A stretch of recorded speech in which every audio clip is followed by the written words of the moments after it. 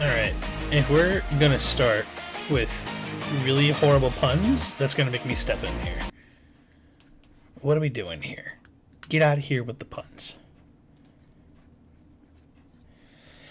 Well, afternoon or evening, everybody. So screw it. Let's just get into it right away. Let me shift some tabs around here. Boom. Hello. I guess we have to go here. So, the big old elephant in the room. This weekend, or I guess after Christmas, we all got a nice little late Christmas present from GW. We got a lot of leaks. Somebody got in trouble. And we got supposedly a new data slate. So I think we should go over the easy one first. And that will be... Or not data slate, new detachment, excuse me. Let's talk about the new detachment. So we got a look at the new chapter approved book. Just the cover, I should say. Nothing too fancy there. If YouTube would like to pull back up, thank you. So here it is. The new Arcs of Oma detachment that may or may not cause absolute pandemonium to the world of 40k in 10th edition.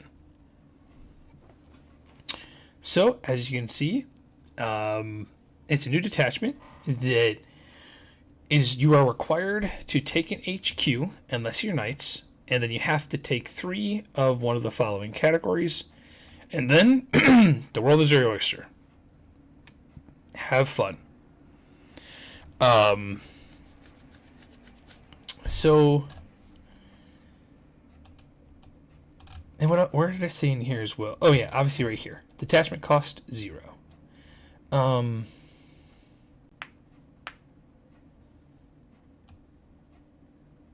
Yeah.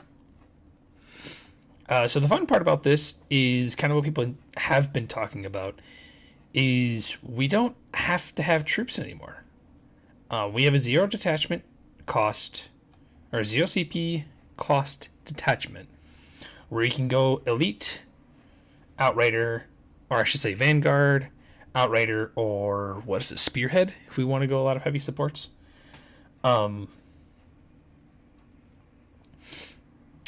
So this helps out a lot of those armies that like to soup multiple detachments to be able to get either all their characters in, or all their elites in, or all their fast attacks they want to play. this opens this up. It's going to be pretty much super heavy, yeah. Pretty much going to be played, I think, everywhere. There's no reason not to. This is pretty much a better version of a battalion. So, is this going to be the mandatory take? No. Is this going to be what everyone's going to take? Yes. I'm expecting this to make a lot of changes to the game / meta. This is the, Warhammer community post. So obviously, they kind of go into a little bit more details about why this is going to be good. Again, also that it's 0 CP. You don't have to have your warlord in it. So, then we have allied detachments. So yeah, this is, like I said, it's going to be everywhere. I don't think we're going to not see this at all. I think it's going to be everywhere.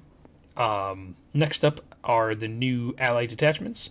So the Imperium one is called Battle Brothers, where you get to add 1 auxiliary support or patrol detachment of Agents of Imperium, 1 super heavy auxiliary detachment of Imperial Knights, and reported. Who's reported? Or 1 Votan patrol detachment. For Gene Stealer cults, you can include 1 Broodbrother patrol, auxiliary support, or super heavies. And for Thousand Sons, you can get Legionist Demonica patrol that only has siege.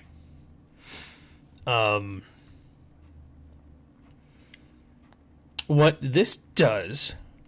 Oh, Kevin might be saying reported to your Fish of Fury concept. I don't think this is going to change much. I don't think there's going to be a lot of armies that are going to really benefit from this. I mean, there may or may not be. The biggest thing, though, is Votan and Imperium. That I find very interesting. It may not be as interesting when I get to the next topic that is going to be what this initial video is going to be about. But Votan with Imperium seem exciting. I know right away I was like, awesome, let's throw them into sisters. I want Berserks and I want Repentia together, and I want my opponent to not enjoy the fight phase. So that was immediately an idea I thought about. With some of the other leaks that came out, I mean, Votan might see some play with that, but I think that's the most interesting one, is the fact that Votan can go with Imperium. So we'll see how that goes. Heroic supports, again, a really good stratagem for especially Tau. You can now, if your detachment states that you can't have multiples of an HQ slot, or is it anything? No, it's any unit. So any one unit that says that you can only contain 1 of this unit, you now can contain 2. So the easy example and best example, and why they also probably had that as the picture, is Tau. Taus can now take 2 commanders in a single detachment. They no longer have to pay the CP tax of doing double patrol, battalion patrol, etc. So that's obviously going to be very good for certain armies. Oh, I didn't even think about this either. You can have 2 Satans. And there were some secondary changes, which for me I didn't really care about seeing, because obviously the whole book is going to have a bunch of these, so there's really no point to talk about 2 specifically. But yeah, I didn't really read these. I don't think they really matter. I'll leave them up for a second, just in case anybody wants to. Captain's calls. I mean, I don't see the point of having multiple captains. I also don't see the point of taking multiple calls. You can also already take multiple calls. So if anything, that stratagem lets you take 3 calls, which I feel like is really unnecessary. But if you're a person who really likes rerolling 1s to hit, this is going to be, or lieutenants, rerolling 1s to wound, this might just be your jam. You might enjoy this. But yeah, so obviously they talked about we're going to do secondaries, yada, yada, yada. So it's just a quick little overview of everything. So one more time. New detachment, going to take over the game. Votan with Imperium, expect to see that. We can get multiple commanders with Tau, expect to see that. So now, as I said, the big old elephant in the room. If anybody's been paying attention to any type of the competitive pages, to competitive discords, faction discords, faction subreddits, anything, massive leaks came out. Game-changing leaks, things that are going to warp the landscape of the game. The timing of it is going to be interesting, so that'll be something we will have to also consider for those that it may affect. But I guess we shouldn't hold our breath on it any longer. Oh, I did actually. Hold on.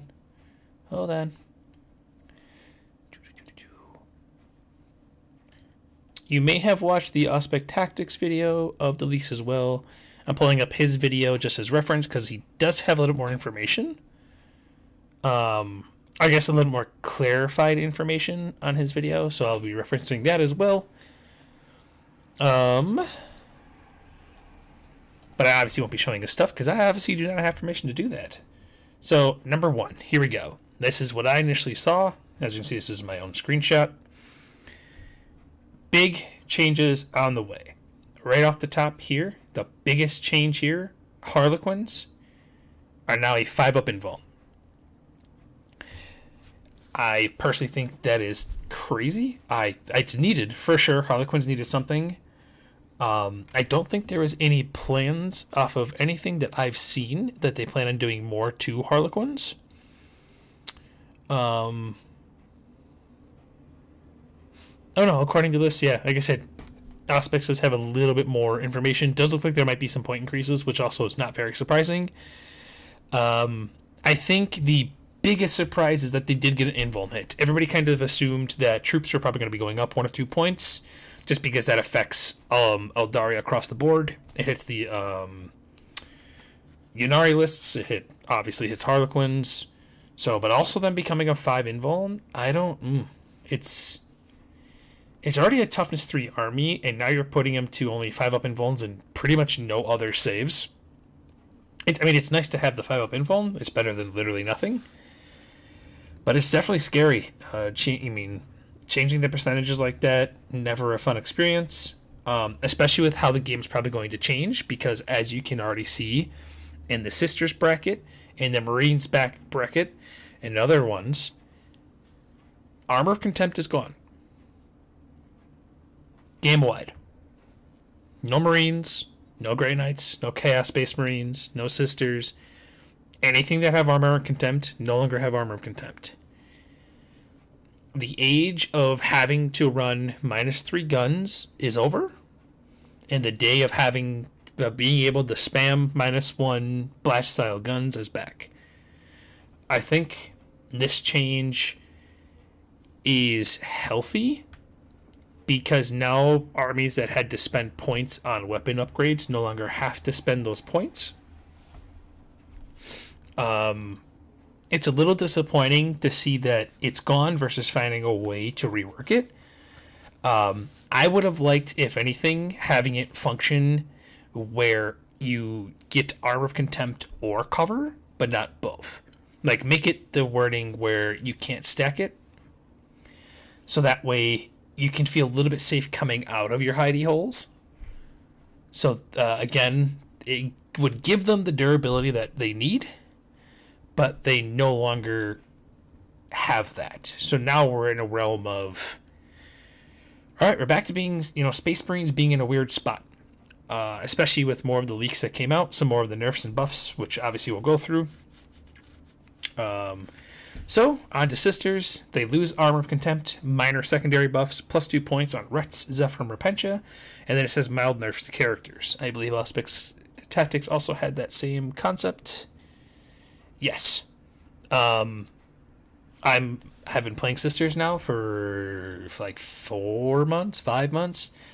None of this is surprising. I anticipated all this, except for Armor of Contempt, of course.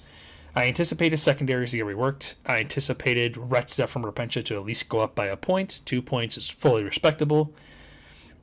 And then mild nerfs to characters. I'm not entirely sure. I wish there was a little bit more clarification on that. But does this hurt Sisters? Losing Armor of Contempt obviously makes it where you can't feel extremely safe doing things, and it might force you to change how you run certain characters and how you run certain builds, to where you might now actually try stacking the Axe of Faith buff, or Shield of Faith buff, where instead of having the 6-up invuln, you could potentially get down to a 4-up invuln. So that might be something that you'll see more often. You might see more Hospitalers now across the board. I don't think you see Bloody Rose out of the mix. I think especially with Armor of Contempt gone, Bloody Rose just gets better because now you don't get saves. My Zephyrum, whatever goes through, is doing damage. My Repentia, anything that's going through is damage. Vol is back to putting you on 6s. Anything with Celestine is just going straight through because she's -4. The Canoness, if you give her the Blessed Blade, she's at -4. So that's just going straight through. So it's like, I don't think you see Bloody Rose die. I just think Sisters finally stop being the inflated army where casuals are picking them up and doing well, and instead you're just having the experienced players play them and probably still being pretty successful. It really comes down to my opinion about the nerfs to characters. Because the way I have my Sisters list right now, 10, 20, 30, and then 14, 28, so that's 58, 60, and then 36, 9. I would have to cut a Zephyrum unit, and my list is still completely playable. Again, does it suck a little bit? It's more of an inconvenience. It's one of those things where it's like, I would much prefer to have that third unit of Zephyrum, but being down to 2 units of Zephyrum just means I have to play just a little bit more KG. So it really comes down to what they decide to do to the secondaries and what they decide to do to the characters. Sisters have been very reliant on those two things, have been very reliant on Miracle Dice, secondaries, and characters. If they kind of butcher those synergies, it might be harder to play them. Custodies. It says here, but I have heard that it's not just on Terminators. So it says Custodes, OPSEC on Terminators. From what I have heard, OPSEC back on all core infantry. So that's everybody again. So not the characters, so they're still keeping it off the characters. So no Trajan, no Praetor, no Shield Bike. Oh, maybe Praetor. No, he's a character. Shield Bike captains, the HQs. But getting it back on everything else. Getting it back on Wardens. Getting it back on Terminators. Getting it back on Venatari. That's big. No, Bike's never had it. So it's kind of reverting the nerf, but it's still not giving it back to the characters. Because Trajan had it, all your HQs. Bike's never had OPSEC. Bikes and Dreads never had OPSEC. So, but again, it'll be nice to be able to run something other than just troops to be able to hold objectives. Yeah, if Bikes had OPSEC, that would be kind of crazy. Everybody would be running 15 Bikes, and you're just never taking an objective away from them. But that's really big. I think that gets Custodes back to being on the better half of the 50%. There were some other things that I heard as well from a group of guys, but I don't want to say if it's confirmed or not because it's the only person I heard it from. I haven't seen any other source confirming it, nor have I seen it anywhere else. But it's from a pretty reputable source, so I'm not saying it's not going to be a thing, but there's no point to get our hopes about it, talk about it, and think about it without actually seeing some type of rumors. Up next is AdMech. I never really dealt with AdMech. I mean, I faced AdMech once in my life, and I just kind of ran at them because this was when they were at their worst, and I was playing Sisters, so there really wasn't much they could do about it. They just kind of dealt with it. So point decreases across the board, and Cataphrons get core. Cataphrons are those guys, yeah. What does that do for AdMech? I don't think their changes do much. I would have to relook at the Cataphrons datasheet to see really what it does for them, or what buffs they can now receive, to see if they would be like, oh my god, this is crazy. But the biggest thing for AdMech is AOC is gone. Because this is one of those armies where they could just pick up a bucket of dice, shoot you with 100 dice, and then it's just like, cool, these are all -1, and then Armor Contempt was like, cool, and cover them 2-ups. Like, it sucked. But now, since AOC is gone, it gives them some life back for sure. AdMech will be interesting. I would like to see what they do. Grey Knights are next. As you can see, whole bunch of point drops across the board. No AOC, and all infantry weapon upgrades are free. We do have our resident Grey Knight player. He is very excited and very happy about all of this, of course. I am unexcited because I haven't beaten... Wow, I just thought about this. Just remember, I have not beaten Grey Knights at a tournament yet. And I faced them 3 times. Wow, it's kind of a sad thought. With how much practice I have against that army. Huh. Though I guess I haven't faced them as sisters. Who knows? But anyways, yeah, Grey Knights, they just get cheaper. That's the best thing for them. They also lose Armor of Contempt, even though it doesn't state it on here, but they will be losing Armor of Contempt, as they are a quote-unquote Space Marine army. I don't know if this game plan for them was to make them more MSU. But, yeah, like, the point changes here I felt were really interesting. I didn't think they needed to make them cheaper. Grey Knight's play have gone down, but I think that was more based on CP changes, so you can't just spam the Dread Knights versus not being able to take infantry or having the infantry choices, but it is what it is. It'll be interesting to see how they play. If anything, it just makes their secondaries even easier to score, which is a sick thought to think about because they were already pretty damn good.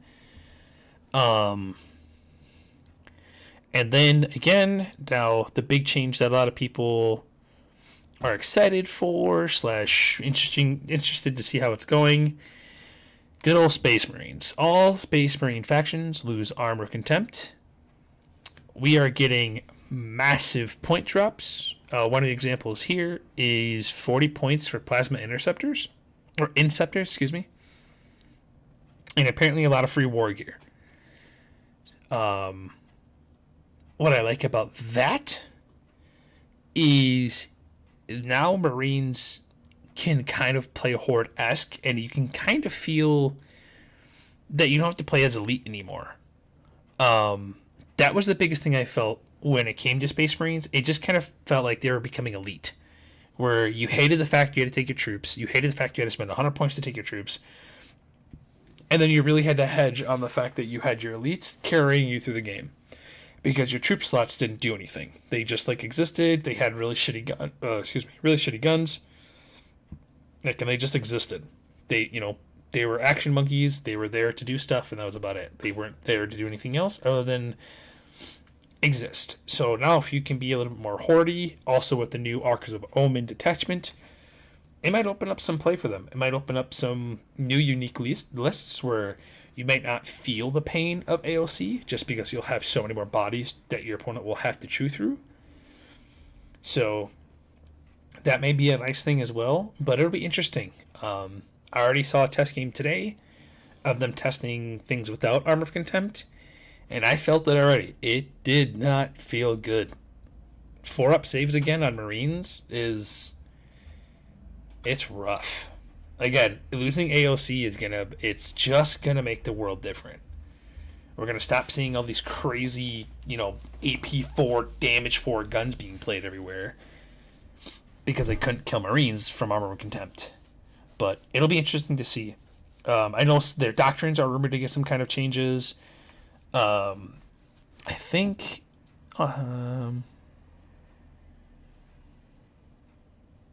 Yeah. So. It'll depend on how all that works, how all that functions. In the next, where is my next arrow? There you are. This is the fun one. I think this is the one that the majority of players got really excited to see. It is the very top thing. Flamers no longer auto hit. Big sigh of relief. Flamers really made the game difficult to play. A lot of people started teching things into them. People really started having to think of ways to deal with flamers, deep striking stuff, adding more bodies to just eat charges for them. But now they're no longer auto hitting. And what I did like about the Auspex Tactics video is he put down they now have a minus 50% firepower. So we're no longer talking about a unit that got on a 5-man a free, what was it?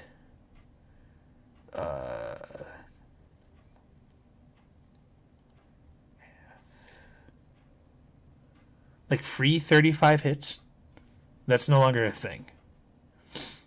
Now we're rolling numbers and dice can be manipulated and all that fun stuff. So that's a really nice change. It's a really big change. I think that helps out a lot. I think GW realized that flamers should not be killing vehicles so easily. I should say the flaming gun profile should not be killing, toughness 6, toughness 7, toughness 8 things with ease. I shouldn't say with ease, but with, little difficulties. I know our resident chaos nerd is probably going to like the fact that the Grand Unclean One and Rodriguez are cheaper. Same thing with their Plague Bearers and Beasts. I don't know how much this matters to Pinks, but I know they were definitely people said they were definitely overpriced. So I don't know if the 1 point change really changes much, because I'm assuming they have to be taken as a 10-man, so in reality it's like 10 points. But I don't know how much it matters. Minus 4 to the Fleshhounds, I feel like could be intriguing. Especially with the world that we're getting with World Leaders. They might be spicy to see. But I like the changes. It'll be a great change. Pinks are 140 for a 10-man? Even after the point change?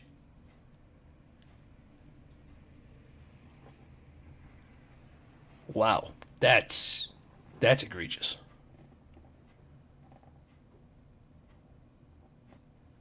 Why? Because they can split? That seems egregious.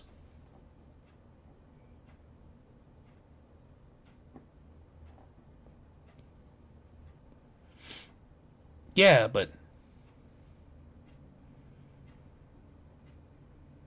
that's wild. Yeah, it'll be nice to see demons taking things other than just like, here are flamers. Here is Bloodthirster. I win game. Like, we might be able to see some unique lists. Next up, CSM. Not much to talk about here. Obviously, no AOC. Terminator points increase. I'm not a fan of it because that's all CSM really had going for them. Was their Terminators were super good. I would have enjoyed them attacking the ways the Terminators became good. So, like, i.e., make the litanies a little bit harder to go off, make the psychic powers a little bit harder to go off, maybe make it where they can't take, a relic or something. I don't know, because what makes them strong is that they get the spell or the litany off where you can't reroll the hit roll on their, trained hitmen. And then they have -1 to wound, and they get the spell for 5 of feel no pain. And then you can take, like, Marcus Zinch to make them, not fail the first save, or Marcus Lanesh so they fight first. Like, that's what made them so strong. So, the points increase, I get the point behind it, because maybe you're punishing them so now they can't take all those characters, or you have to give up more to be able to take that combination of things. But who knows? But they are getting better secondaries. I don't think Auspex went into details on how they're getting better or just they're getting better. Okay, another ad on YouTube for a video that I'm not even playing. Cool. But yeah, something that he had on there that is not on here is Creations of Bile. Yes, this is a big change that I hope Creations of Bile players were anticipating, because I feel like most 40k players were anticipating it. They're no longer getting free fight on death. Free fight on death is gone. The assumption is it's going to be just like how dark Harlequins are, where it's the 4-up, they get to fight back. So we can now basically say Creations of Bile, Dead in the Water. +1 movement, +1 strength maybe matters. If you like that fast, aggressive style, I guess that could be something that is still your cup of tea. But I know the reason why a lot of people played Cobb was because they fought on death for free, and that's just a super powerful concept right now when most of the game is elite / melee. Or I should say, like, a lot of the earlier brackets that you're going to be facing is going to be that concept. It takes advantage of weaker players as well because they don't really know what to do against, fighty things that can fight on death even in combat. They kind of just fold under that pressure and just let them run over them. But it'll be interesting to see how CSM go. I think their playing percentage goes down, but not necessarily their win percentage. I think people kind of get off of CSM for a bit because they're like, you know what? I get to have all these new fancy toys as regular Space Marines, so we might see that. Up next here is Death Guard, which I don't remember seeing him talk about. Oh, there they are. Plague Marines get cheaper. Mephitic Blight Hauler gets cheaper. Most elite characters get cheaper. Free weapons in the Blight Drone and Land Raider down. I don't know why you care about a Land Raider.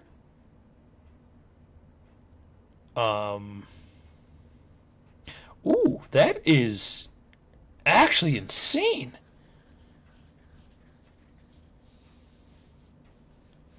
So on Auspex thing, he says that the Plagueburst Crawler, the entropy cannons are now free. Oh shit. Wow. The blow drone, any of the weapons are free on blow drones. Huh. Wow. That's nuts. I have no idea. I don't know why they did that. Yeah, PBCs might actually be scary again. Trip PBC or double PBC is you might see those again. The mortars are kind of enticing again because of no armor of contempt. Entropy cannons being free makes PBCs so cheap. They're like 160 now, I think. Because I think they were 175 or 165 with the entropy cannons.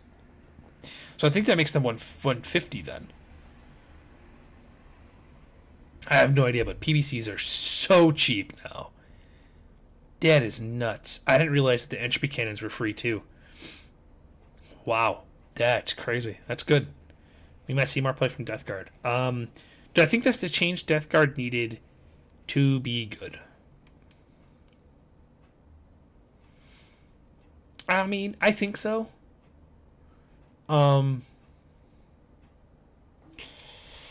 Less points on elites and characters.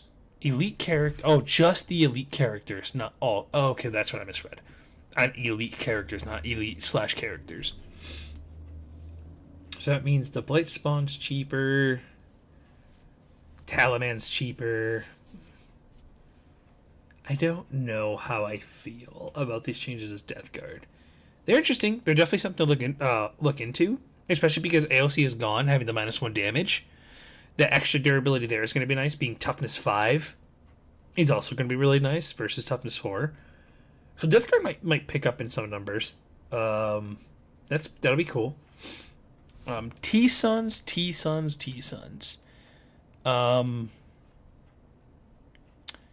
I absolutely love Wrath of Magnus going back to being its original style of scoring.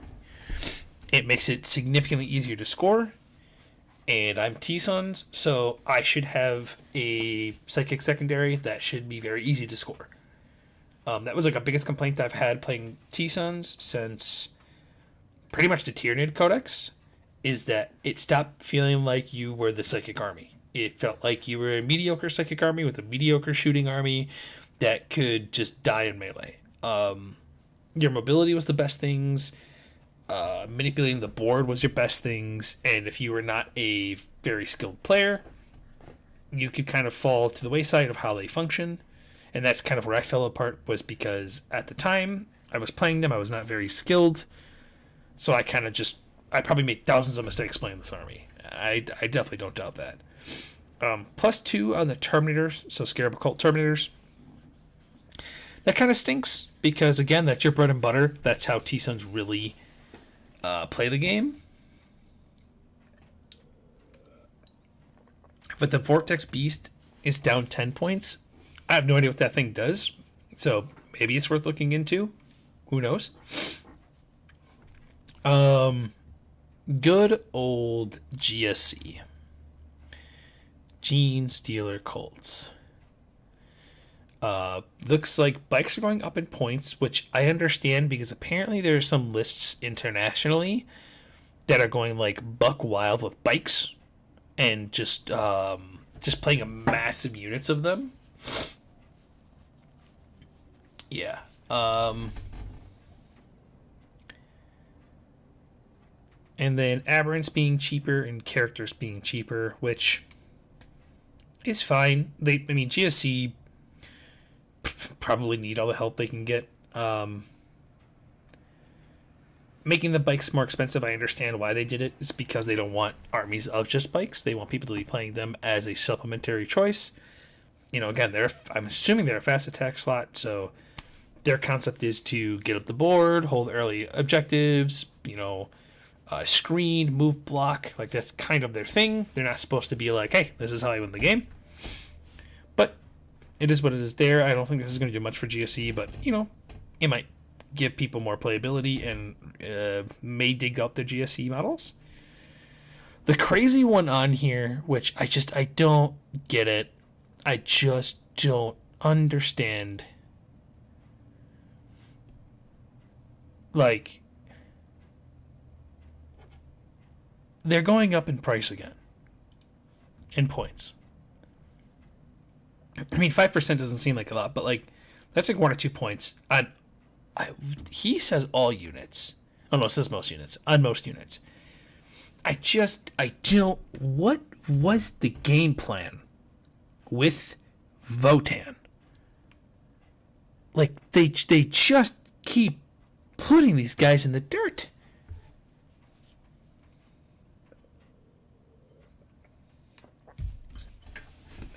With Armored Contempt gone, don't get me wrong, Votann seem real juicy. The beam weapon list that I built seems mighty spicy. Mighty spicy. But just another point increase to these poor dudes. It's sad. It's really sad. It kind of pushed me off the army so quick. I played one RGT with them. I did horrible with them because I was like, AOC sucks. It makes you feel like you're not doing anything the entire game. And then it's like, oh, cool, AOC's gone. Votann at -2 feels good. Even the Bolters at -1 feels good. And it's like, nope, guess what? More points. Okay.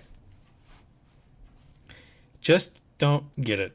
They're making units just completely unplayable. Orcs. Here it says knobs have cheaper weapons.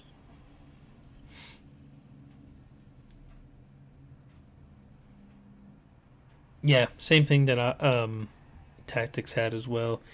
Just some cheaper weapons, possibly free weapons, possibly some points getting cheaper here and there. Nothing too crazy.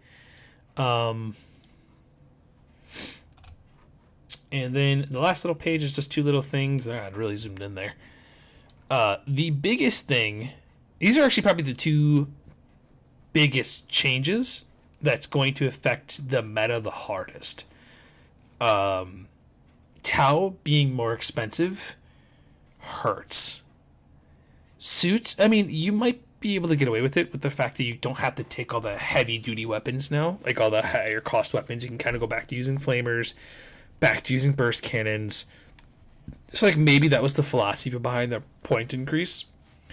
Was, yep, crisis suits are still being played everywhere. We want people, we want to force the hand for people to play something other than crisis suits, but we're also not going to kill the fact of playing crisis suits because Armor of Contempt is gone. Commanders going up in points. I guess it makes sense. Here's this cool stratagem to play multiple commanders, but we're going to make it more expensive. All this stuff makes sense. I don't like it. I don't have to like it, but it makes sense. Oh, I missed the big one, too. I'll talk about it after the last thing here on NIDS. I totally forgot about it until talking about Tau. NIDS. Overrun is core only. So we no longer have to worry about the Flyrant being just this massively egregious, oppressive model because it can't just overrun. So that's a healthy change. The Spore Assist, from what I heard, is kind of dead because Spore Mines now cost points. So kind of sounds like that cheeky way of play may be out of the window, may not be out of the window. And then it says here most competitive units go up. I think, where are you? Yeah. I did see the point changes somewhere else, but I'll just pull it off. Auspex Tactics here. Tyranids going up 10 points. Raveners going up 15. Zoanthropes going up 20. Winged Hybrid 20. Tyrant Guard 5. Carnifex undisclosed point increase. Tyrannofex 20 points. Venomthropes 5 points. Harpy guns are increased again. Like, whew. Whew. That is a lot of nerfs. If NIDS are played, they're not going to look like how NIDS have looked like for the last year. They're going to be something, and I literally mean year. Because around this time frame, we had Crusher Stampede, which was, we all know how fun that was to play against. If you don't, just be happy to play against it. And then we've had this, like, Super Warrior list where it was like 20 warriors that you just couldn't kill, and then they got some nerfs. Or, it was like warriors and Flyrants. And the bug, the Malceptor.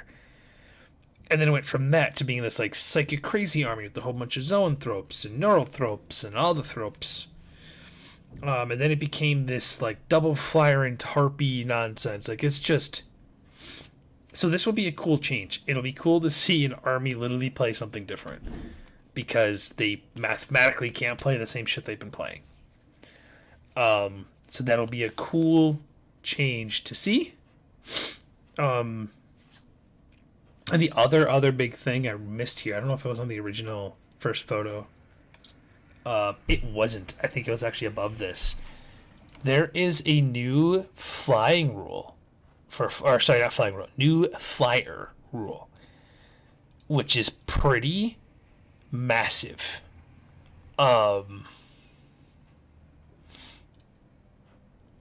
Aircraft have to start off the board.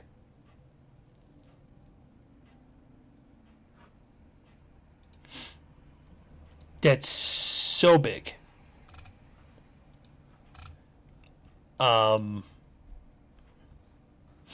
It now won't require you to have to functionally think about the flyers for the first two turns, whatever it is.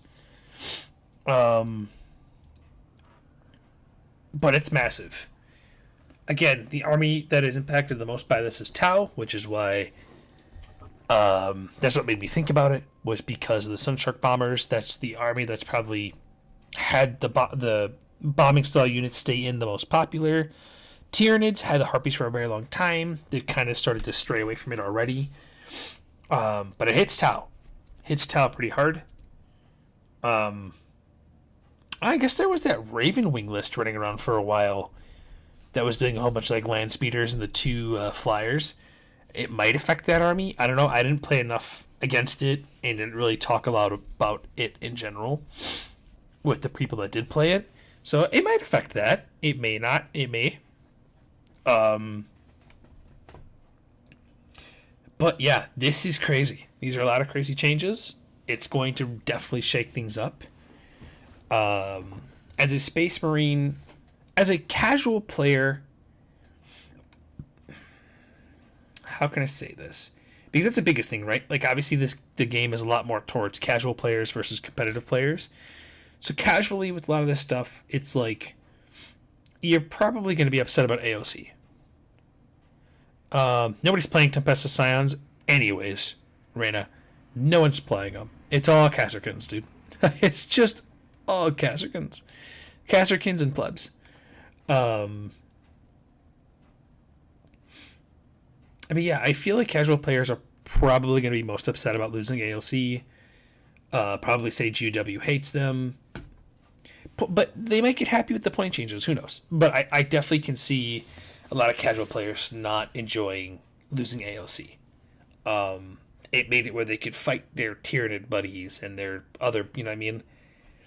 Their Xenos buddies. But now AOC's gone, and we're going to go back to, well, Marines have crappy saves, and Marines have this, and Marines have that. And so casually, I think it makes those people a little sad.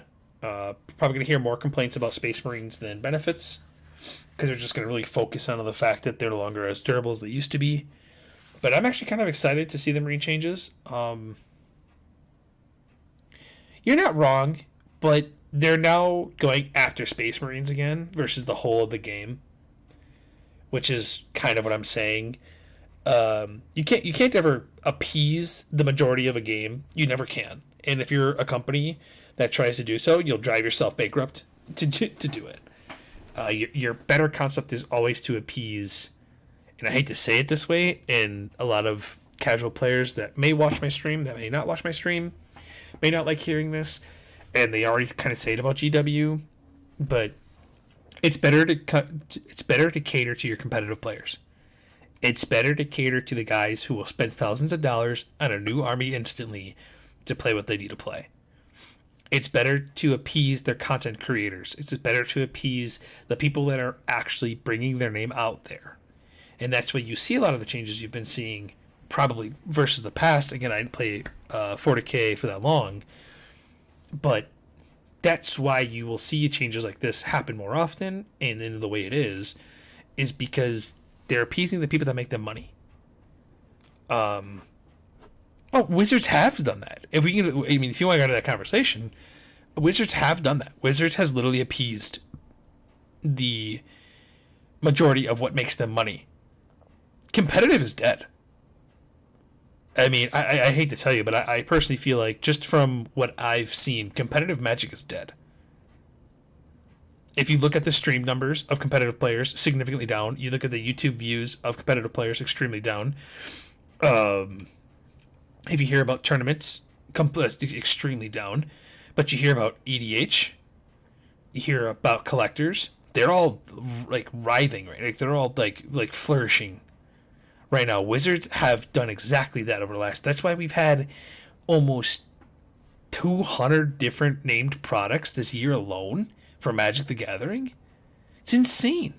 The concept of secret layers. How many precons have we had for commander decks? And that's, I mean, I'm happy I ended up getting out of Magic when I did, because it's crappy right now.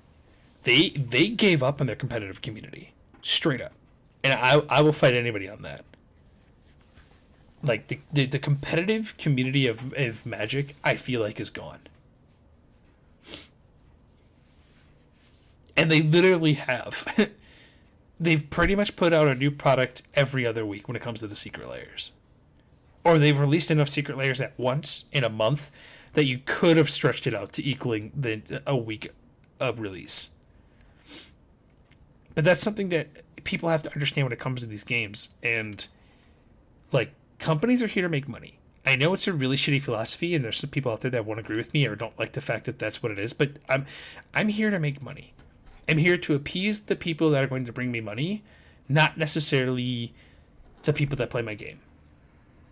Of course, I would rather have 1 million people playing my game versus 1,000, but I'd rather have 1,000 people paying to play my game versus 1,000 people playing my game. So that's the best way to get the name out there, is through, YouTube streams, Twitch streams. Now I guess there's Kicker is another streaming platform, YouTube Shorts, TikToks, whatever. That's how you make your money nowadays.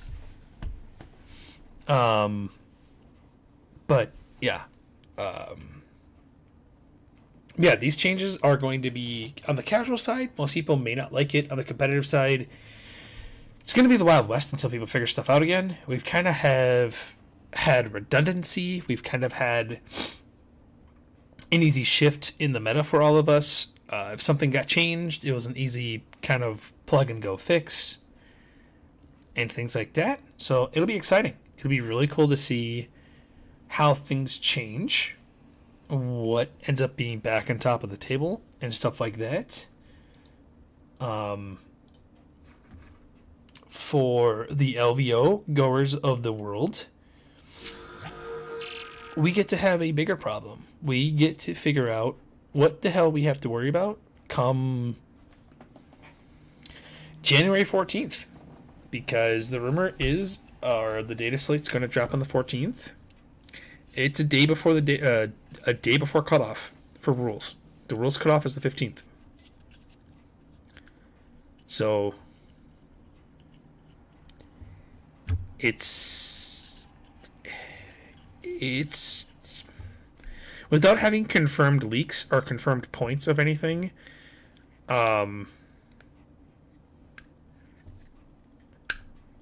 It's hard to know what to do. At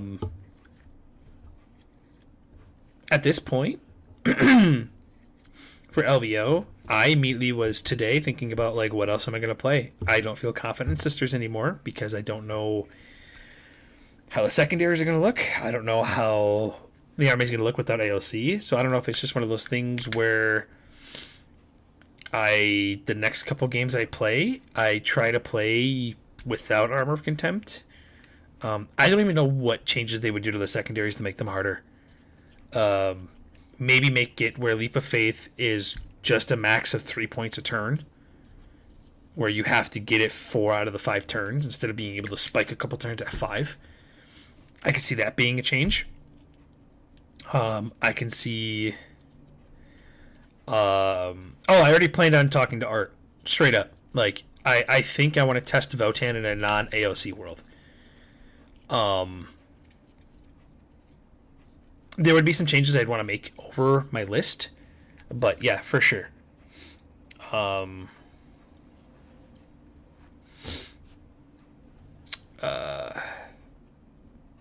Custodes. Now that all infantry have OPSEC back, it's also a very enticing concept. I could just try running it back from my Adepticon list, see how well I do. I did go 4-1 there. Or 3-1? 1, lost 1. 3-1. Definitely not going to take Harlequins. I'm not experienced enough to take them. I wasn't planning on taking them, and now they're a 5-up involved versus a 4-up involved. Don't even want to think about that army right now. It's definitely going to be on the back burner. It kind of stinks, because there was a lot of money put into them, but who knows what 10th may bring.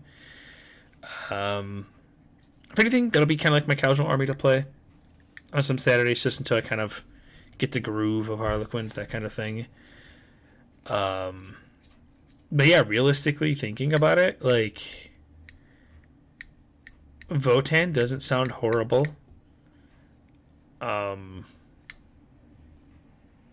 Because it's data slate changes that are going to happen for LVO, not point changes. So we don't have to worry about that. I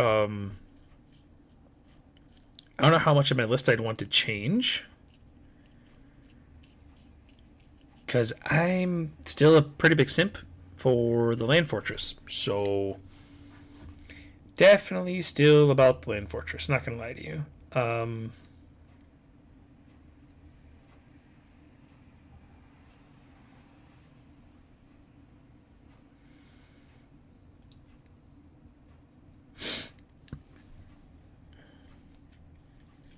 Yeah, it's one of those things where I don't know if I should pivot my testing as if I mean it's should be testing as of right now without having with the data slate new changes. It's hard without extra information about secondaries, to be honest. Because that's the only thing that's making me not want to think about Sisters. losing AOC sucks for sure, but I'm already a toughness 3 army. I'm used to having to make a million saves. Now instead of it being on like the potential of 4s and 5s, it'll just always be 5s and 6s, and it is what it is. Worst case scenario, maybe I throw some Sacrosants back in the list.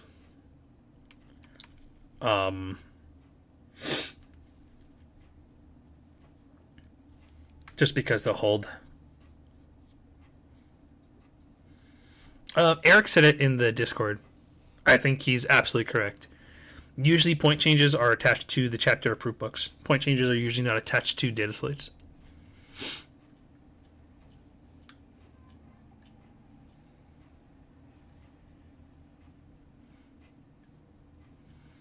Because if they also do point changes for LVO the day before lists are due, they will have to extend the time frame. They have to. There's no way they can expect people to put in a list within 24 hours with all of the rumored point changes. Oh my god. That, like, especially if Marines are supposed to get as major of a point drop as expected. Because what are Plasma Inceptors right now?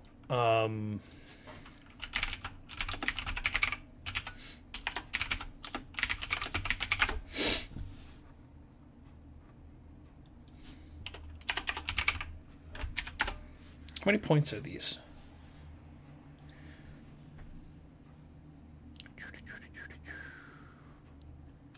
Oh, it's not going to say on here, is it? Damn it.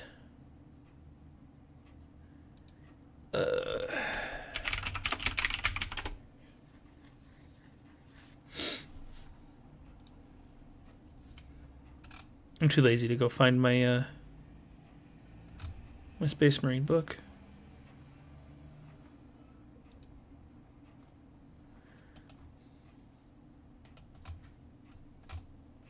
Oh, it's also not on here. What the hell? Oh, yeah, because interceptors right now are... Yeah. So they've effectively made the plasmas free on interceptors then.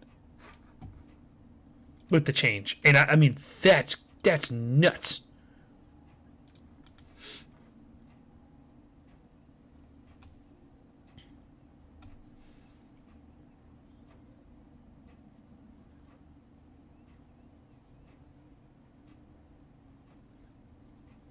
Because that's 2d3 plasma shots per guy now for pretty much free. Well, I shouldn't say pretty much. It's literally free. If it's only going up by 10 points.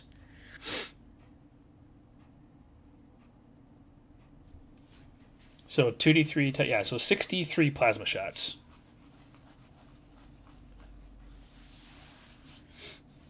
That's pretty damn good.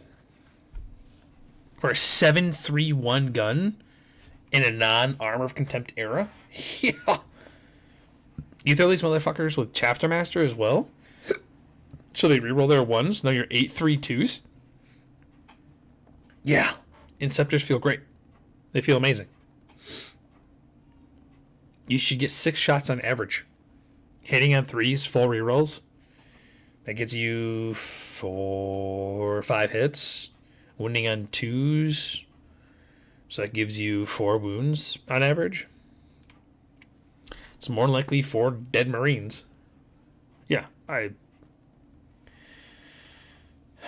said the point changes feel nice because I think that's what Marines need to like get them back to people wanting to play them after AOC is gone. But yeah, this is gonna be nuts. This is gonna be a crazy fucking LVO, that's for sure. It went from like, oh dude, I'm so pumped and so ready, I have my list locked, I can just grind games. Now it's back to the drawing board again for me. It's like, fuck, what do I do?